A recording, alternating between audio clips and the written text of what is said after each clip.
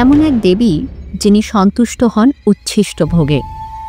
অপবিত্র ভক্তের নিয়ে চলেন একের পর এক কঠিন পরীক্ষা। যে দেবীর মূর্তি বা পূজা সবসময় থেকে গেছে জনসমক্ষের অগোচরে, তিনি হলেন দেবী মাতঙ্গী। দেবীর সাথে বহুল চর্চিত আরও এক চরিত্র ডামরি। কে এই ডামরি? সে কি কোনো দেবী নাকি অশরীরী? নমস্কার বন্ধুরা, ধর্মধারার আজকের ভিডিওতে আপনাদের প্রত্যেককে স্বাগত জানাই।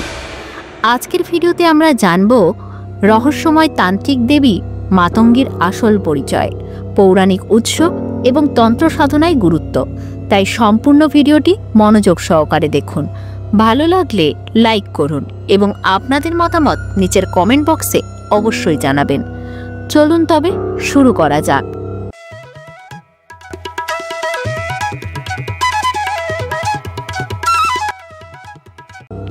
দশমহাবিদ্যার নবম রূপ দেবী মাতঙ্গী। তাকে বলা হয় উচ্ছিষ্ট চণ্ডালিনী, অর্থাৎ এমন এক দেবী যিনি অপবিত্র বা সমাজবিরোধী জিনিসকেও গ্রহণ করে নেন। দেবী পরমতম বিদ্যার অধীশ্বরী বৈদিক দেবী সরস্বতীর তেজস্বিনী মূর্তি, তাই দেবী তান্ত্রিক সরস্বতী নামেও পরিচিত। কিন্তু দেবী সরস্বতীর ন্যায় শুভ্রতা মাতঙ্গী দেবীর মধ্যে অনুপস্থিত। মাতঙ্গী দেবী পরমা প্রকৃতির আদি এবং শুদ্ধ রূপ, তাই তিনি শ্যামাঙ্গী, হরিত বর্ণা, শুচিস্মিতা। তিনি বিপদনাশিনী এবং অপার বিদ্যার আধার স্বরূপা। তিনি কখনো চতুর্ভুজা, কখনো অষ্টভুজা।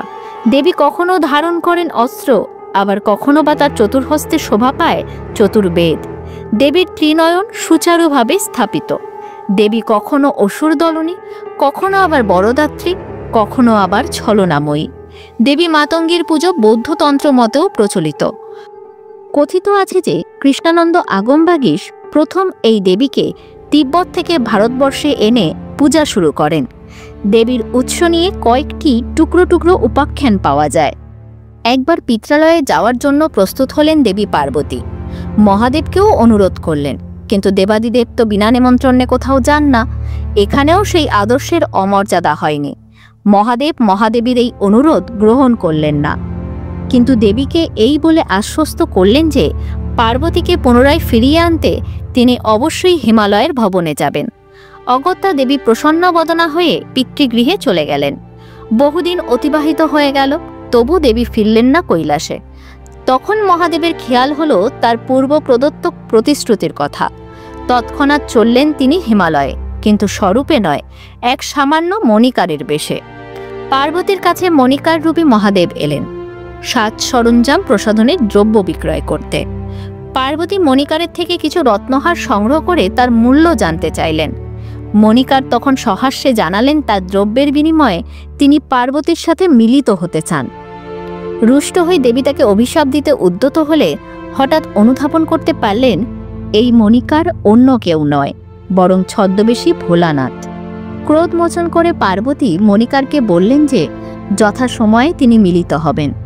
এই আশ্বাসবাণী গ্রহণ করে ছদ্মবেশী মহেশ্বর কৈলাস গমন করলেন এবং ধ্যানস্থ হলেন। মহাদেবী এলেন এক অপূর্ব লাবণ্যময়ী হরিতবর্ণা রূপে। তিনি মহাদেবের সন্নিকটে এলে মহাদেবের ধ্যান ভঙ্গ হয় এবং তিনি তার পরিচয় জানতে চান। পার্বতী নিজেকে এক চণ্ডালিনী বলে পরিচয় দিলেন এবং বললেন তিনি মহাদেবকে পতিত্বে বরণ করতে চান। মহাদেব বুঝলেন এ মহামায়ার লীলা। তিনি চণ্ডালিনীকে তথাস্তু বললেন এবং দেবীকে মাতঙ্গী নামে অভিহিত করলেন। ব্রহ্মজামলে দেবীর মাতঙ্গী রূপের অন্য উপাখ্যান পাওয়া যায়। একদা মাতঙ্গ নামক এক ঋষি বহুবৃক্ষ সম্বলিত এক কদম্ব কাননে ধ্যানস্থ হবার পরিকল্পনা করেন, কিন্তু ঋষির ধ্যানে বিঘ্ন ঘটাচ্ছিল কাননের অজস্র পশু পাখিরা। কোকিলের ডাক, টিয়া কাকাতুয়ার কণ্ঠ, পাখিদের কলেরবে ঋষির ধ্যান বারবার বিঘ্নিত হচ্ছিল।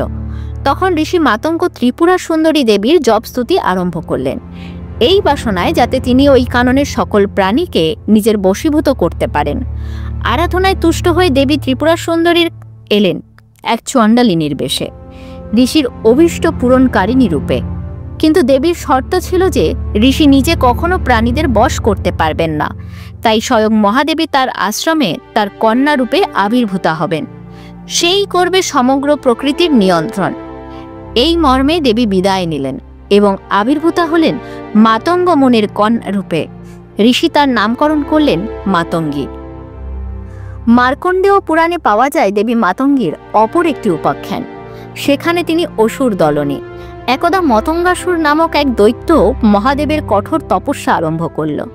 অবশেষে মহাদেব তুষ্ট হয়ে অসুরকে দর্শন দিয়ে মনস্কামনা ব্যক্ত করতে বললেন।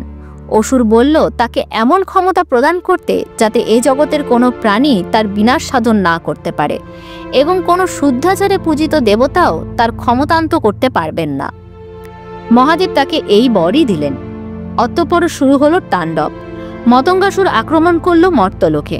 সেখানকার সমস্ত প্রাণীকে সে তার বশবর্তী করে তুলল। পণ্ড করতে থাকলো সমস্ত দেবতাদের যজ্ঞ। যজ্ঞের ভোগ না পেয়ে দেবতাদের শক্তি হ্রাস হতে থাকলে তারা সকলে মহামায়ার শরণাপন্ন হলেন। মহামায়া দেখা দিলেন ত্রিপুরা সুন্দরী রূপে। দেবতারা স্মরণ করালেন দেবীকে যে কোনো শুদ্ধাচারে পূজিত দেবতা তার বিনষ্টের কারণ হতে পারবেন না। তাই দেবী ধারণ করলেন তার উচ্ছিষ্ট ভোগ্যা মাতঙ্গী রূপ। দেবী মর্তধামে এলেন এবং সৃষ্টি করলেন অবেদ্য কুহক। তার টিয়া ও সুখ পাখির সুমধুর কণ্ঠস্বরে মতঙ্গাসুরকে তিনি আবিষ্ট করলেন। সুখ পাখির স্বর দ্বারা সম্মোহিত মতঙ্গাসুর সমস্ত বুদ্ধিভ্রষ্ট হয়ে দেবীর নিকট এলো। তখন দেবী মাতঙ্গী তাকে সম্মুখ সমরে পরাজিত করলেন। দেবী মাতঙ্গী রহস্যময়ী। হিন্দু পুরাণে একমাত্র এই দেবী যিনি শুদ্ধাচারে পূজা গ্রহণ করেন না। তিনি উচ্ছিষ্ট ভোগ্যা। একবার দেবী পার্বতী কৈলাসে সকল দেবগণকে আমন্ত্রণ জানান, কিন্তু বিনা নিমন্ত্রণে সেখানে হাজির হয় একদল চণ্ডাল সম্প্রদায়ের ব্যক্তি। কৈলাসের দ্বাররক্ষী নন্দী ও ভৃঙ্গি তাদের পার্বতীর সাথে সাক্ষাৎকারে বাধা প্রদান করলেন এবং বললেন মাতা কখনো চণ্ডালদের অশুচি হস্তের নৈবেদ্য গ্রহণ করবেন না। এমতো অবস্থায় দেবী স্বয়ং এলেন কৈলাসের সিংহদ্বারে। দেবী বললেন মায়ের কখনো জাতিভেদ শুদ্ধ অশুদ্ধ ভেদ থাকতে পারে না। মা সকলের সমান। তাই আজ থেকে তিনি চণ্ডালিনী রূপে চণ্ডালদের মাঝেই বসবাস করবেন এবং তাদের উচ্ছিষ্ট খেয়েই জীবন ধারণ করবেন। দেবী ধারণ করলেন তার মাতঙ্গী রূপ এবং কৈলাস ত্যাগ করে চলে গেলেন চণ্ডাল রাজ্যে। ধাত্রীহীন কৈলাসে মহাদেব তো স্থির থাকতে পারলেন না। তিনি স্বয়ং নিলেন চণ্ডাল রূপ এবং মাতঙ্গীর প্রতি মাতঙ্গ রূপে চণ্ডাল রাজ্যে গমন করলেন দেবীকে আহরণের জন্য। দেবীর কাছে উপস্থিত হলে তিনি জানিয়ে দেন যে পার্বতী সদা সর্বদা মাতঙ্গী রূপেই চণ্ডালদের পূজা গ্রহণ করতে চান। দেবাদিদেব তাকে এই আশীর্বাদ দিয়ে ফিরিয়ে নিয়ে এলেন কৈলাসে। মনে করা হয় দেবী শ্মশানচারিণী ডোমদের আরাধ্যা, তাই এনাকে ডামরি নামেও পুজো করা হয়ে থাকে। কিছু কিছু মতে ডামরি কোনো দেবী নন, ইনি দেবী মাতঙ্গীর উপদেবী বা সহচরী। হিন্দু শাস্ত্রে 3টি ভাগে 64 অর্থাৎ সর্বমোট 192টি তন্ত্রের অস্তিত্ব আছে। ডামর তন্ত্র তার অন্যতম। অত্যন্ত দুর্লভ এই তন্ত্র পদ্ধতি, অতি ভয়াবহ। দেবী মাতঙ্গীর সঠিক সাধনায় এই ভয়ঙ্কর ডামরি শক্তি জাগ্রত হয়, যা বেশিরভাগ ক্ষেত্রে সাধকের দ্বারা নিয়ন্ত্রণ অসম্ভব হয়ে যায়। দেবীর সাধনা পদ্ধতি অত্যন্ত গোপনীয়। দেবীর সাধনার ফল 2টি, সিদ্ধি অথবা মৃত্যু।